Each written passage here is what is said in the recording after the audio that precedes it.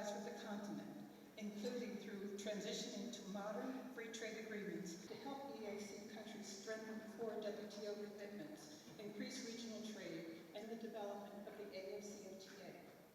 The United States pledges its continued support of the New Development Finance Corporation, the successor to I am confident the interaction of our business communities will generate positive outcomes that will enhance our trade and investment relations. Ladies and gentlemen, the 4 key priority areas the Kenyan government has selected to focus on are fondly referred to as the Big 4 agenda.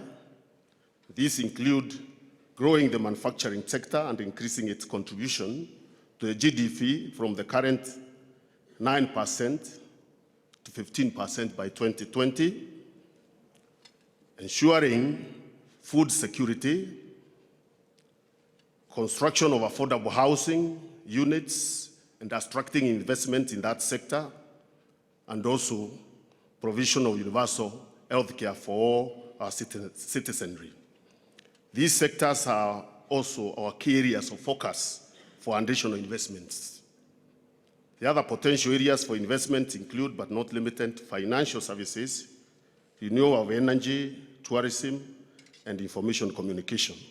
Ladies and gentlemen, over the last couple of years, we have had several engagements with the United States government, as well as US business leaders.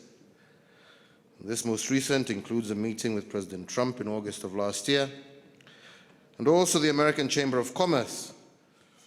We also met last year here in Nairobi, plus a further meeting with some of you in New York in September of this year.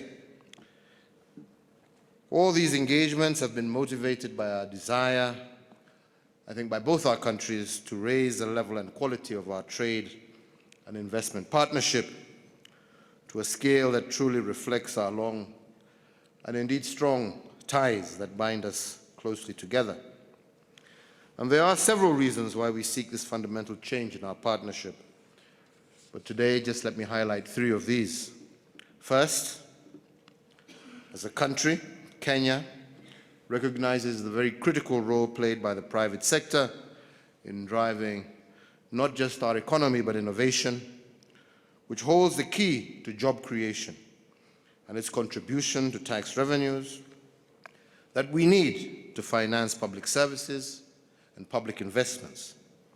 So we therefore seek to anchor our long-term economic ties on a strong platform of business-led partnerships to promote investments while at the same time driving trade. Partnerships are also increasingly multifaceted and interlinked. Together with our neighbors in the region who are participating in this forum, we are proud to be part of our East African community. Kenya is also a member of the Common Market for East and Southern Africa, COMESA, and we were amongst the first signatories to the Continental Free Trade Area Agreement. All these partnerships are built upon our shared desire to develop regional value chains, enhance interregional trade, and achieve economic prosperity, not just for Kenyan citizens, but for citizens of our entire region. We therefore seek deeper and stronger business-led partnerships with the United States, taking advantage not just of our domestic markets, but more importantly, the bigger sub-regional and continental markets. This way, we are convinced we stand a better chance to achieve, on a much more sustainable basis, solid growth and prosperity for all our peoples, both here in Kenya, in Africa, but as well as the United States. Your theme of this year's Amcham Business Summit is partnering for prosperity. This, I believe, is very fitting and also timely.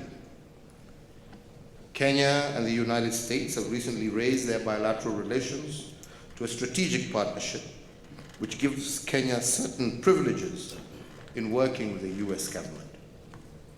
Under this partnership, we have established a trade and investment working group with a clear mandate to deepen and to strengthen trade and investment relations between our two countries.